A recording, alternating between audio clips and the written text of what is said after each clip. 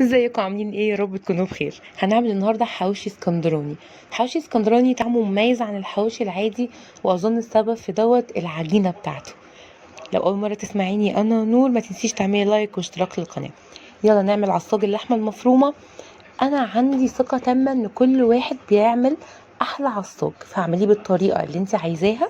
انا بدي اللحمه الاول صدمه في الزبده، وبعد كده انزل عليها بالبصل والجزر والطماطم والبقدونس بتوعي، واحط توابلي ملح وفلفل، وممكن كمان ابشر واحده جنزبيل ورشه قرفه. هنا العصاج بتاعي بيكون جاهز.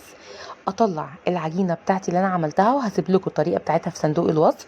بعد ما تكون خمرت نص ساعه، بجيب الكاتنج بورد بتاعي او الكانتر، وارش عليه زيت عشان العجينه ما تلزقش، وافردها، واحط عليها اللحمه المفرومه بتاعتي المتعصجه، وعليها رشه جبنه موتزاريلا شيدر رومي اللي عندك، واقفلها بالمنظر ده زي البقجه بالظبط، واتك عليها كده لحد ما تديني شكل الرغيف. حبة البركة، واتك عليها عشان ما يقعش في السوا.